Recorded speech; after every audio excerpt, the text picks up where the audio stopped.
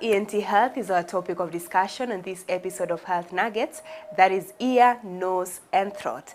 And tonight we are coming to you from Nairobi ENT Clinic. I'll be joined in a few by a surgeon that is an ENT surgeon, and definitely Health Nuggets starts now.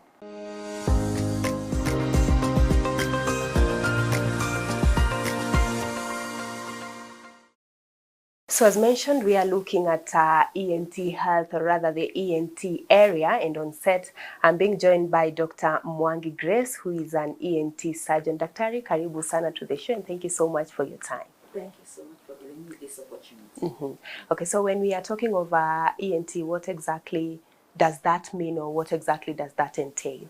Okay, so ENT is initials, which stand for the ear, the nose, and the throat. And it's an area basically for the ears, the nose, and the throat, but we usually include the head and the neck. So we usually call the ENT surgeons head and neck surgeons also.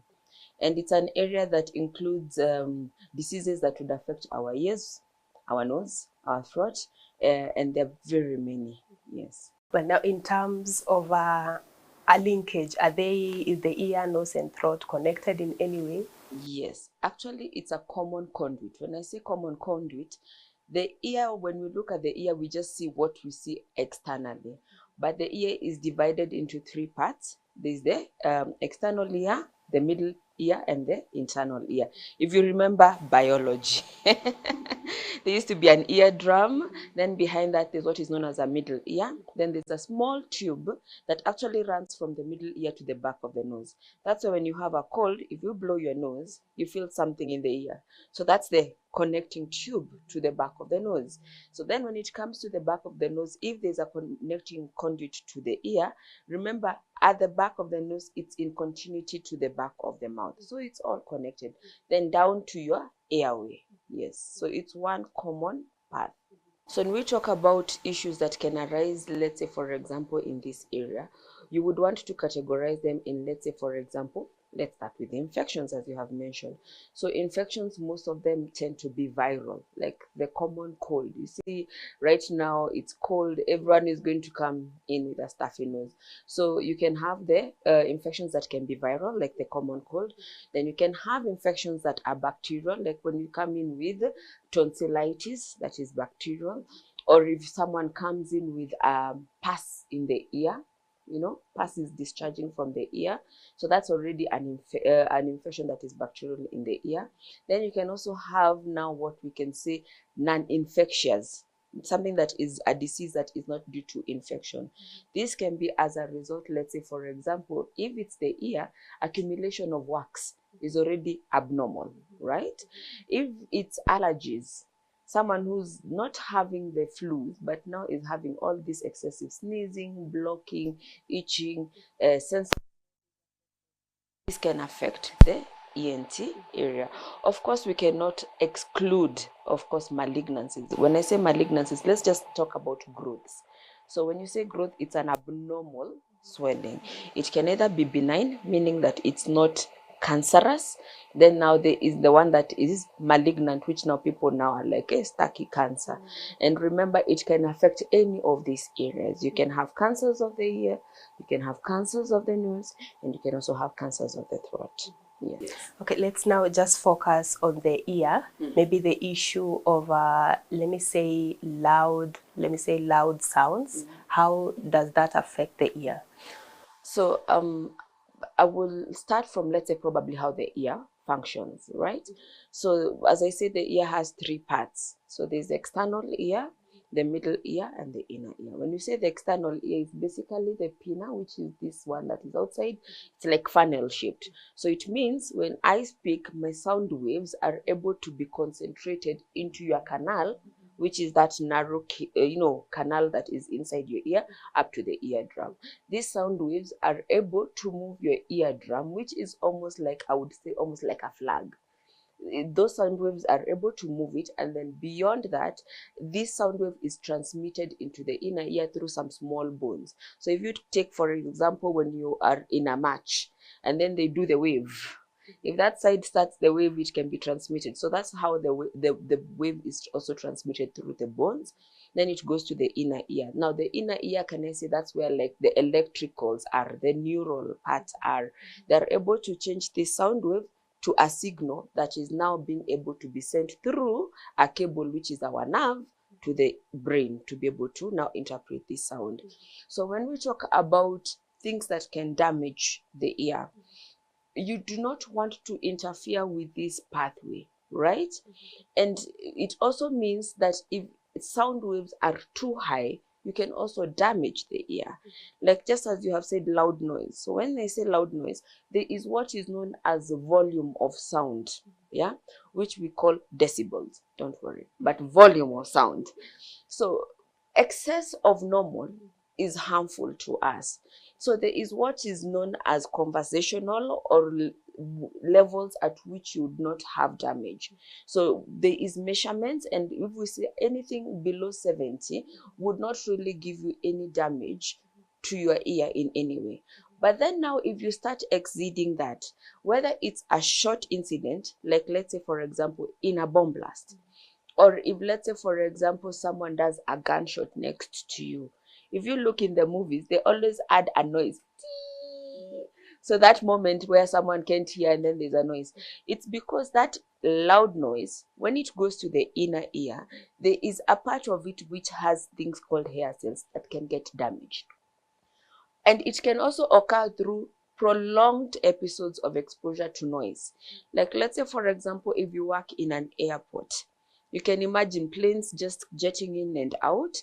That's why you always see them with protective devices, because those loud noises are not within the normal, or can I say, very comfortable sounds. So they can also lead to damage of these hair cells. Now, what you need to understand is that these hair cells cannot regenerate. They cannot restore themselves. So it's damage is damage. It means that you're now getting a hearing loss, which is now decreased function of the ear. Yes. Okay, now that's how the ear works. Maybe we can look at, let me say, the nose. Yeah, when I'm having a flu, why does my nose feel like it's blocked? Yeah. So it's a good thing you've mentioned the nose, because we usually say the nose is the nose and the sinuses, and I'll bring them together because it's actually one, can I say, area. So our nose is not just a path, yeah.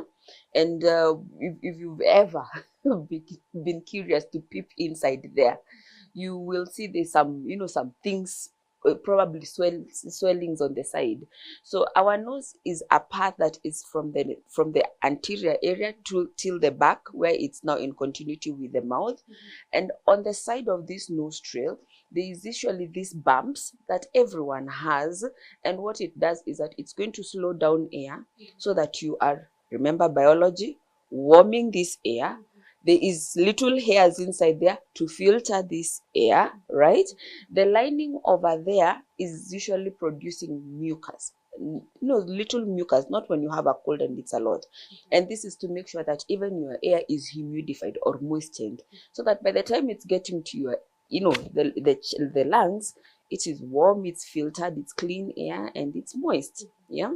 So for this also, you need to understand, you need to increase the surface area.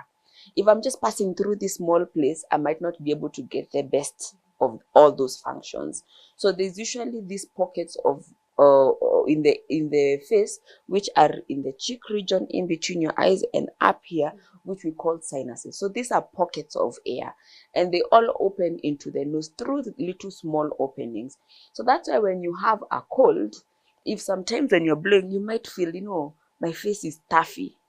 And it's just because sometimes you find the openings are closed up and there's a lot of pressure in your face, right? So sinuses are not like growths, because people would be like nilikatwa sinuses. They are actually pockets of air that should be there, and everyone has. Now, when that lining gets infected to also affect the sinuses, that's the time you hear someone saying, I have sinusitis, right? So the nose, the sole purpose is majorly smell.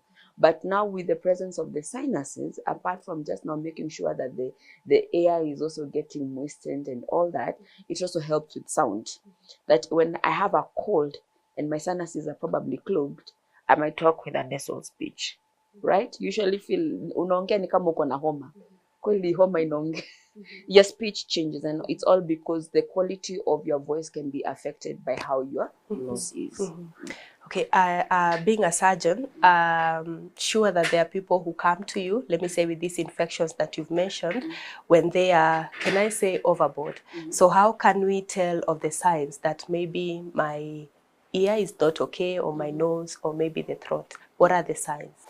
So I'll start with the ear. So if your ear has reduced hearing, if I'm speaking to you and you're like, excuse me, or you have to come closer. So a hearing loss is definitely something that should tell you there's something wrong, right? If there is pain, of course, people run when there's pain, right? If there's a discharge in your ear, when I say discharge, it can be pus, and they can even be blood. You want to find out why, right? Now, there is what is known as tinnitus, which is quite rampant. Tinnitus is abnormal sounds in your ear. If I'm seated over here and I can hear tea constantly, I really want to find out what's happening. I happened to have forgotten to tell you that the ear does not only serve the purpose of hearing. There's a part of it in the inner ear that is also responsible for balance. So even dizziness or that sense of unsteadiness should also let you know that probably I should be checked on my ears. Now, when I come to the nose, your sense of smell is very important, right? So if your sense of smell comes down, and that's why everyone was running around during, Corona time, everyone is like, I can't smell, you run. So sense of smell coming down, if you have nasal blockage, persistent nasal blockage, if I have a homa, it makes sense, right? But beyond that, if I have constant blockage, despite not having a cold, you want to find out why. Nasal discharges. The discharges can be if you're always, mucus, if you have blood coming from your nose, you want to find out what's happening with your nose, right? When it comes to, let's say, the throat, voice quality, right? If you have hoarseness of voice, and it's just not clearing, please get it checked. Yeah, because you remember your voice box is somewhere internally around this area, and your voice quality is determined by how those cords are moving, and if there's anything that is even irritating the cords or has grown on the cords. And sometimes it can be something so small that can be detected quite early, but then people take so long, so by the time they are coming, I'm probably having difficulties in breathing because it's blocking the path. So even voice quality is something else that you'd want to come in. If you have a neck mass, if you're seated and you're seeing something growing, whether painful or not painful, you want to find out why that is there. Yes. There's, I don't know how to explain it now. Yes, please. But there are those people who, I don't know whether it's the throat that is itchy or the ear where they make sounds like they're trying to, Okay. yeah. So that is a whole Pandora's box that we talk about allergies. I will just summarize allergy a bit. So allergy, if I'll give you the scenario, if there's a fire right now, we will run. And if we inhale smoke, we will all start tearing, we will start removing mucus, we will cough. Yeah. Have we gotten a cold? No. Are we just emotional because there's a fire and we might get burnt? No. But it's because we have been able to register this is an irritant, the smoke, and our body has this signaling mechanism to tell us if it's in the eye, increase your tears to wash it out, right? If it's in the nose, I want to sneeze it or I want to increase mucus to wash it out. If I inhale smoke, I will cough, right? Because there's this particle that I might have inhaled that is irritating. So it's a protective signal, right? But what runs this signal is actually a response. So there's chemicals within the body that are able to run this. Now, one of the things that also comes with allergy is the itchiness. So when people do I cannot be able to replicate, but you always see someone with eye closed and they're basically, can I say, scratching from within.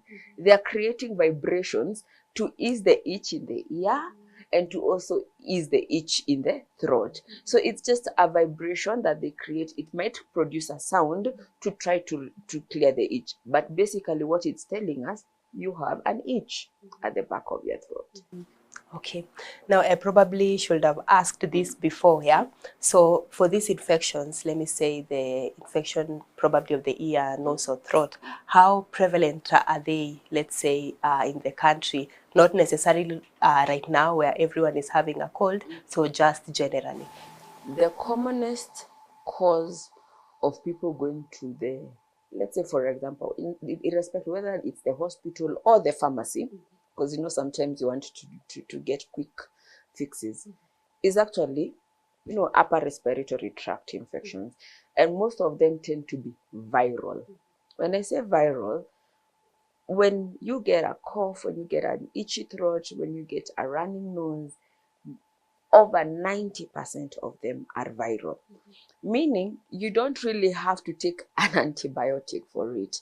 And in most cases, they are self-limiting. Self-limiting, it means that with time, it goes through a pathway, then it's going to clear off.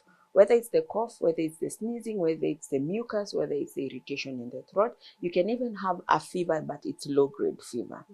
And what usually happens is that to help to probably make it a bit more comfortable for the patient, you might find us we are giving you some painkillers or something to relieve the fever or something to help with the mucus, some antihistamine. But at the end of the day, you need to understand you don't need an antibiotic for this. So the most common cause for most of the upper respiratory, and this is usually common colds, are actually viral. And that is something that is important, because then it leads to all this, public awareness will make you know that I don't need an antibiotic for everything. And sometimes you'll come to us and we'll be like, you don't need medication, go drink some warm water. And you're like, the situation should be when I leave the doctor's place, I should have antibiotics. No. So just making sure that in most cases, if you get these symptoms, especially around this time, chances it's just viral. Of course, now there's times now where it can now progress to probably bacterial if another infection comes in. Let's say your fevers are persistent beyond 48 hours. Let's say the throat, when you go to the doctor, they start saying the tonsils have spots on them, they are yellow, they are red and all that. And there's even blood tests that are done to actually determine, is this viral or is this bacterial? Then that small proportion are the ones who actually require antibiotics. And the reason why we always are insistent of this is then because we are exposing ourselves as a nation to all these antibiotics, and we will lead to antibiotic resistance. So a point where you go and say, I need this antibiotic, it no longer works. Now, talking of children, which age group would you say is most affected by these infections, or is it a matter of exposure to these risk factors? No. For us, when we talk about the age group that is most prevalent to this apparatus, it's with the children, actually. By the time you're hitting around 2 to around, let's say, 7 years, you'll tend to find that is the cohort, or that's the group that will always, and you will hear from moms. When they open school, I have this myriad of antihistamines and all. But that is the age group that is most affected. Why also? Remember, the immune system is still immature, so you might find that they are more at risk of these infections. Yes, and that's why you get vaccines when you are young. Yeah, sometimes it's good to get these infections because then they create what is known as a herd immunity. They provoke your immune system to actually kick in and start fighting infections. Right now, at your age, I'd be worried if you are always getting infections after infections constantly, because then you want to find out what is wrong. Yes. Okay. Now, you also mentioned of, let me say, hot water. I'll just use this as maybe probably a home remedy. But how do you manage these infections, or how do you prevent yourself from acquiring these infections? Okay.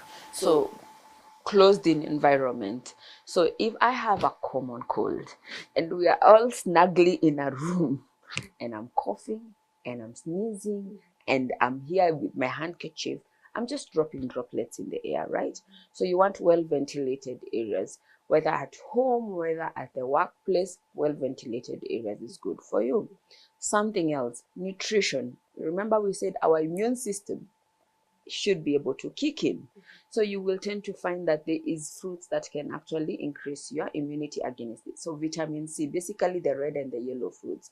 So you'll hear the doctor say, take a lot of oranges, tangerines, trying to boost your vitamin C. And beyond that, there's even what is usually known as vaccines that you can give against what we say flu shots. And you find there's always available vaccines. They are not compulsory, but they're not mandatory, but they are good to have, especially if you find your child is constantly having this. Do they stop you getting the flu? No. They will definitely reduce the frequency, and they will be less severe and less frequent, right? So you can still get a cold, but this time you might find that it was not as bad. I did not miss school, and it was a shorter duration, right? Then of course, when I say hydration, warm water, trying as much as possible to always keep warm in around this time plays a major role for this. Yes. Okay, now I'll say most of these diseases are infectious. Do we have any non-infectious disease that will probably lead to affecting these three areas? Yes. So let me start from probably let me go back to the ear. I'll just categorize that. So when it comes to the ear, remember we said that you can have even growths over there. Let me start with simple things. Wax. So wax first, I would like to say it's not dirt. That's a misnomer. And wax is actually a substance that is produced by glands. So it means there's a function for it. You just can't be producing that. So this wax makes sure that that ear canal is coated in a way that it is even being protected from infections, harsh environment, and also if something is trying to get inside there, it might get trapped. Then that's why we always say, please don't put Q-tips, those earbuds. Reason being, you can easily push wax further in and you can actually clog your ear. Now, someone would ask, then how do I get rid of it? Now, your ear has a self-cleaning mechanism. That the bare minimum that you should do is just wipe the outside. See that area on the outside? Don't go digging into that area. Even with the earbuds? Nothing. And if you do that, even people will tell you, if I do that, even when I touch sometimes the front, I will get the sticky stuff. And it's because your ear has a self-cleaning mechanism, right? Now, you getting your earbud in it, you can actually get away with it. Remember, my ear might not be like yours. You might have a wider ear, I might have a narrower ear. So if I'm trying to scoop, I can push further in. So what happens? Someone comes and says, oh, I was cleaning my ear and I can't hear. Then you go and do what is known as syringing or an ear cleanup. And you get a lot of wax and they're like, but I clear my ears. But I'm like, you keep on pushing and pushing. It doesn't mean that little that you'll push will cause you issues. It will dry up, and all the subsequent wax that is trying to, it's always perpetually being produced. It just piles up and then it blocks. Of course, we do respect the idea that wax is of different quality. Some people will say that they have very light wax. Some people will have sticky wax. Some people will have a little amount of wax that is produced. Some people will have a lot. So if you have a narrower canal with a lot of wax and it's a bit sticky, you're more prone to getting blocked, right? So that's the time we say, just get to the ENT doctor. They'll do the proper cleanup. It's not painful. So if you have pain, then there's something definitely happening, right? And cleanups can happen. Do you have to always come for a cleanup routinely? No. You just have to wait until it gets blocked. So someone will never have a cleanup because my ears, if I don't put things there, they'll never clog up. So you don't come for a cleanup because I did this and I saw brown. You come for a cleanup because my ears are blocked, and the doctor looks and then finds that your ears is clogged. And it's actually one of the causes of hearing loss, because it's as good as me putting my finger like this. So I'll have echo, I'll feel blocked, I'll feel as if everyone is distant, and when I speak, I feel so loud. And once you clear it up, it's just... So that is something quite rampant and very common. And as I also said, you can also have now growths. Growths can be what we say benign, non-malignant, non-cancerous growths that can occur. And then you can now still have cancerous growths that can occur in the ear. Unfortunately, cancer is one of the processes that affects every cell of your body apart from your nail and your hair. It's like TB, by the way, because those two areas is dead tissue. Your nails and hair is dead, so you can never get anything going abnormal with it. You understand? So you can still get cancers of the ear. When it comes to the nose, non-infectious allergies, as I told you, and then also something that is quite common in children. When people say that my kid snores, it's not because dad snores that my child snores. So in children, we worry of obstructions as a result of either big adenoids. So adenoid, I've introduced a new term, right? So behind the nose, there's usually a different type of a tonsil. So when you say tonsils, you just talk about the ones at the back of your mouth. So behind the nose, there's a big different type of a tonsil known as an adenoid. It being there is not a problem. But now the issue is that it usually goes through as part of growth naturally. That part of growth will vary from one person to another. Allergies might make it, react more and grow more, but you see it's growing into an airway. So what happens? You have a snoring child. So if you find your child is at night and stopping to breathe, mouth breathing, restless sleep, it's not because dad snores that this is hereditary to my child. You probably want to find out what's happening, because you can find there's a large adenoid blocking, or you can even find even the tonsil, the size of them are so big to also block the airway much lower. And this is something else that is quite common in children. Now, and according to you, what is that one thing, or what are those things that we do wrong that might tamper with our throat? Being loud. If you go to a concert and just screaming, overuse, misuse of the voice will definitely give you some damage to your vocal cords, right? Like, for example, it's a campaign season. Let me even talk about simple things here and there. If you are addressing a group, it's always advisable just use a microphone.